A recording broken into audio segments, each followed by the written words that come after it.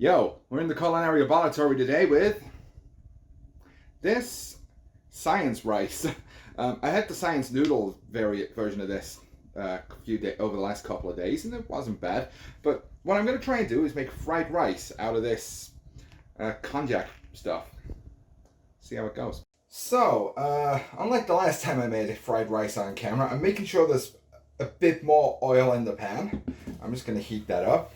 Wait for that to get really, really hot. And in the meantime, I shall beat one egg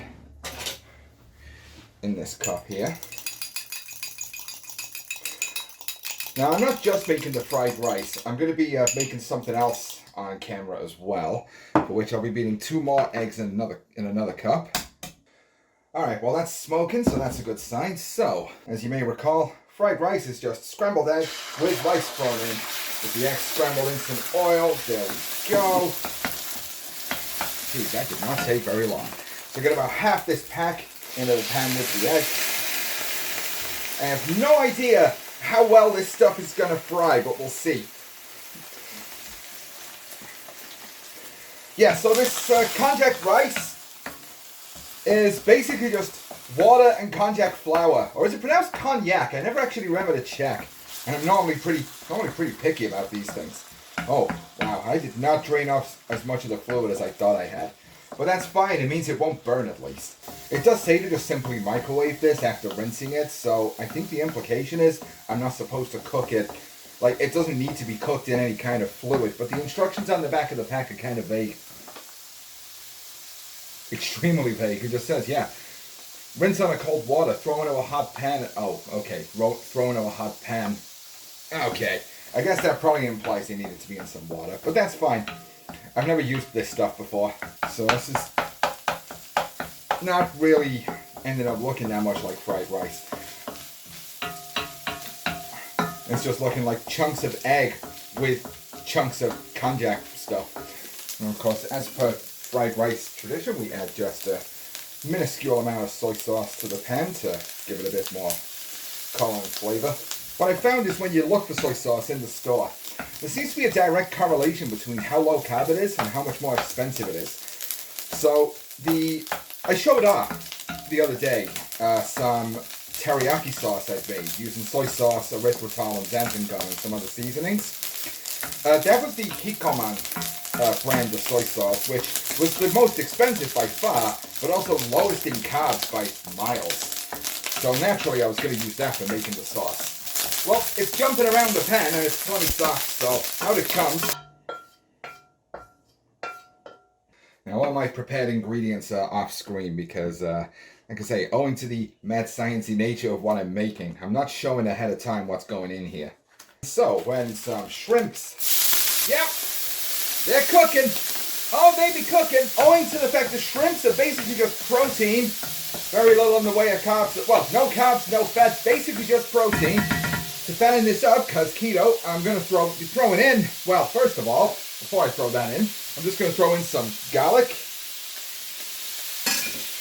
Give that a quick knock around the pan. Do not want that burning to the bottom. Come on. We're not in the fried rice take one situation again. Don't you freaking dare. All right, and then we throw in some butter to essentially fatten up the dish a bit. And, you know, improve the flavor. Again, on any other diet, I wouldn't consider doing something like this, but it's keto, so we are. And then once the butter's melted, we are going to put in a few teaspoons of that teriyaki sauce I was showing off the other day. Just 2 will do, I think. Stir this up until all of it is incorporated.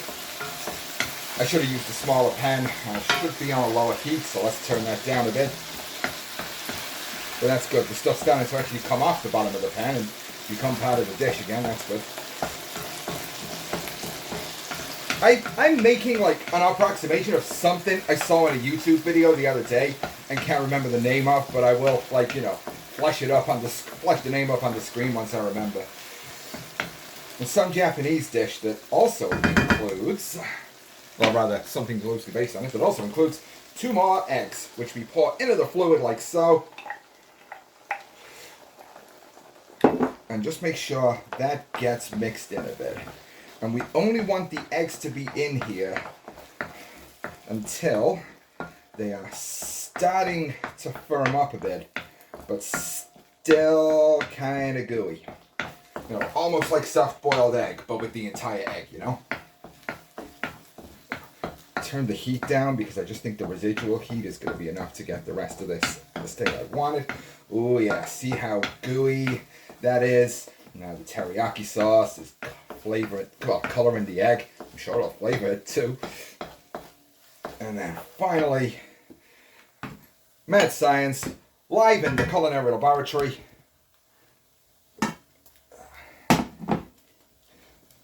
Let's get this thing dished up. Cover the rice. Rudimentary low-carb Japanese egg dish thing that I forgot the name of, and we'll flash the name on screen right now. Okay, let's see how this tastes.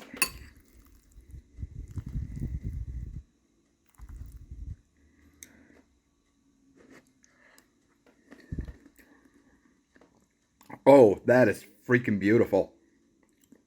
See, the last time I did keto, I never entertained the idea of going anywhere near anything resembling a stir fry because they usually kind of carb heavy with the kind of, like you put corn and peppers in them, which are pretty high carb foods. I usually cook them with chicken, which is basically also just protein, much like prawns are, to be fair. But being able to incorporate this much egg, adding some extra butter to, you know, give the garlic something to sort of cook in, this does actually now make it an exceptionally keto-friendly dish, especially now that I'm able to find that konjac rice. A few years ago, I either couldn't find it or it was so expensive it wasn't worth it. That now was £2 a packet and serves me twice, so I can't complain too much. Anyway, I'm going to finish this and I'll see you soon.